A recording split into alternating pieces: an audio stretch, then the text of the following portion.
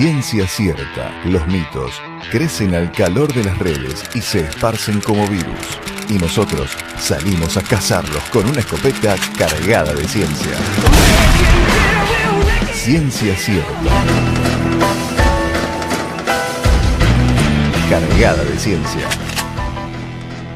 11:30 y otra de las entrevistas que queríamos desarrollar en el día de hoy, medio en el marco de lo que planteamos en el editorial. Viste que yo te decía en el editorial la necesidad de seguir hablando tanto por el silencio, por la imposición del silencio y esto que charlábamos recién con Diana Cordon, la imposición de los consensos sociales, como por el ruido, por esta sobreinformación que a veces actúa en el mismo sentido que el silencio y hace que no podamos diferenciar la sobreinformación de la falta de información. Y para eso, para esta segunda concepción, esta segunda idea, nos pareció muy interesante una nota publicada, una entrevista en realidad que le hacían a Martín Becerra, investigador del CONICET, profesor titular de la Universidad Nacional de Quilmes y la Universidad Nacional de Buenos Aires, uno de los que más estudia y está estudiando este nuevo fenómeno que es el vinculado a la información en las redes, a la falsa información en las redes. Estamos hablando de Martín Becerra, con quien tenemos el gusto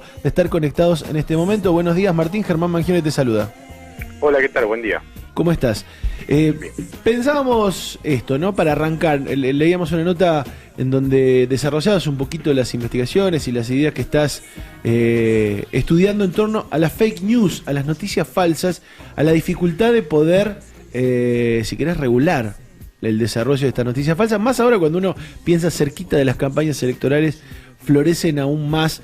Pero digo, para poder pensarlo, esta idea de la sobreinformación, ¿es una idea nueva? ¿O de la falsa información? ¿Es una idea nueva? ¿Es una idea que ha nacido solo al calor de las redes? ¿O se ha transformado? ¿Cómo lo ves? Las noticias falsas existieron siempre. Cierto es que en un ecosistema de información y de noticias que era más simple, con menos actores industriales que participaban de la hechura de esas noticias, de la edición y de también su distribución y circulación social, era un fenómeno, digamos, acotado a algunas de esos actores industriales y algunos acontecimientos históricos en particular. Yo recuerdo con mucha claridad la Guerra de Malvinas aquí en la Argentina, digamos, en donde efectivamente la polución de noticias falsas estaba dirigida desde la cúspide del sistema de medios, la mayoría de ellos en manos del Estado en ese momento, ¿no? O del gobierno militar. Pero no hace falta ir tan lejos. En el sistema de medios tradicionales podemos ubicar con mucha facilidad en los últimos 10 años una gran cantidad de noticias falsas.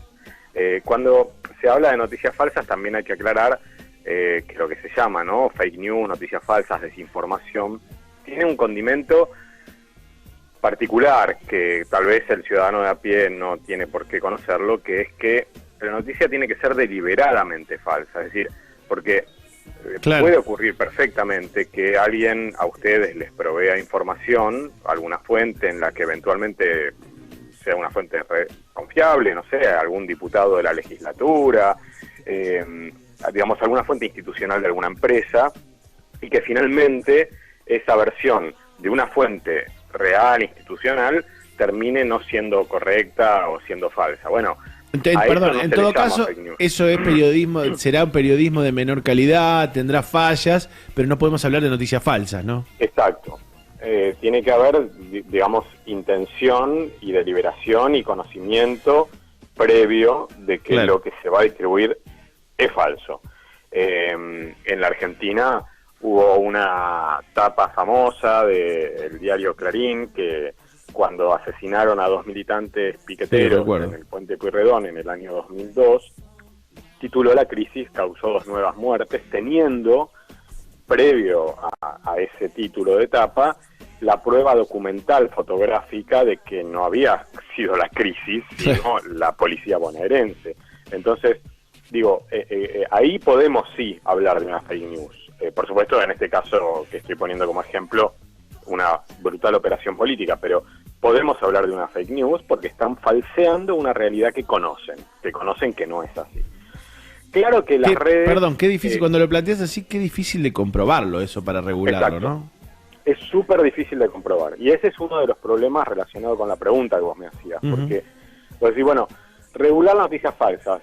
Si se pudiera mágicamente definir qué es falso, qué es verdadero, en este sentido que estamos hablando, bueno, podríamos discutir sobre la regulación. Pero como es tan difícil definirlo, es tan difícil universalizarlo y tan difícil aplicarlo a un entorno digital en donde ya no hay pocos productores de noticias y de información, sino que se han multiplicado. Por supuesto, están concentrados los más grandes, pero hay un montón que son pequeñitos. Yo tengo mi blog y cuentas en Facebook, en Twitter, ¿no? Digamos, o sea que puedo ser un proveedor de noticias verdaderas, falsas, opinables, como lo somos millones de personas. Y entonces, ¿cómo se hace para definir en todos los casos qué es verdadero y qué no, o qué ha sido deliberadamente falso y qué no?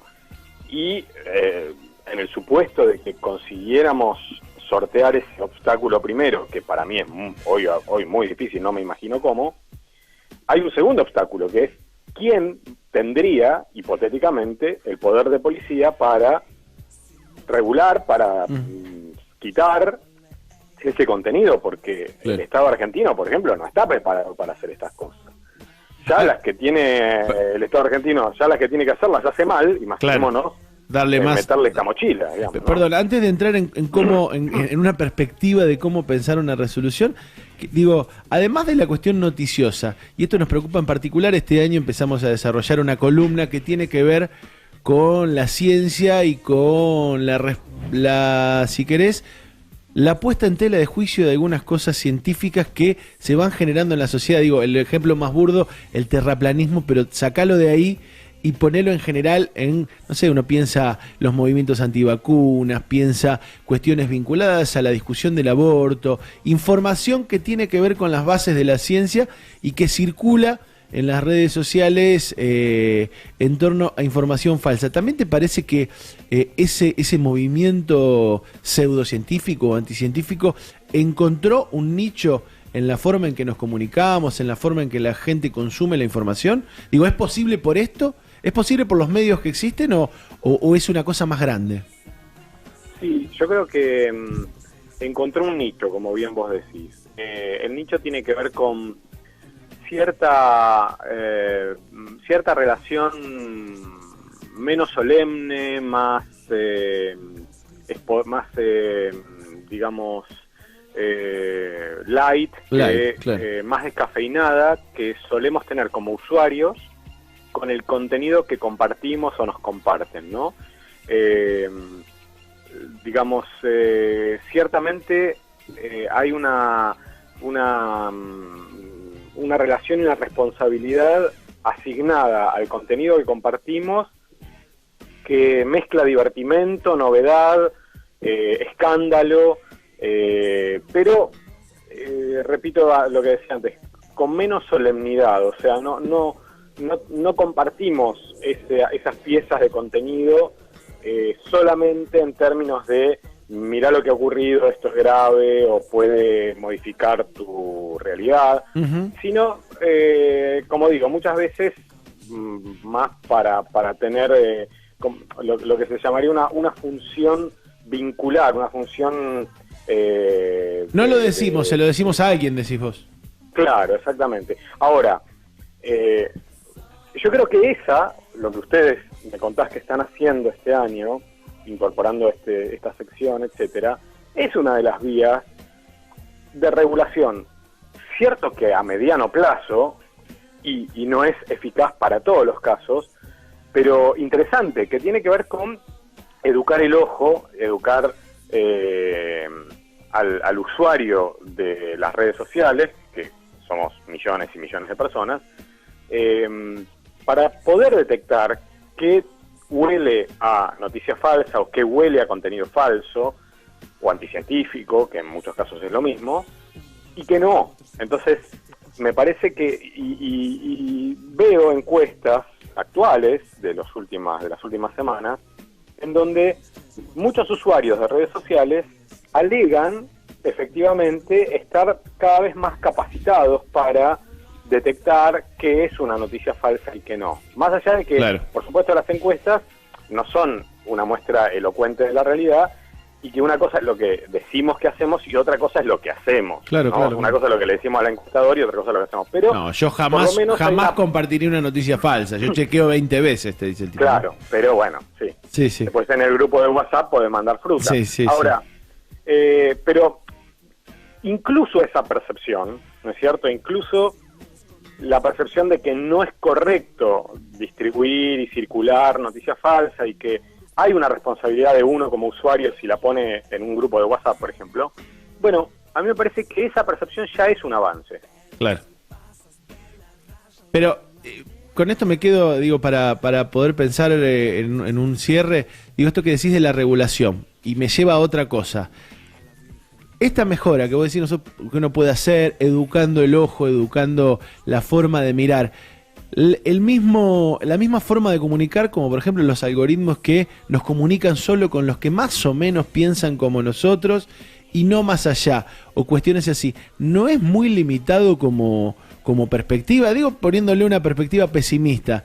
Digo, ¿no nos estamos hablando entre nosotros, sino hablamos en este medio? Sí, efectivamente hay algo de eso. Los algoritmos de las redes sociales son uno de los temas que por otros motivos que tienen que ver con el tema de cómo usan los datos personales, sí. ¿No es cierto?, sin el consentimiento de nosotros como usuarios, por ejemplo.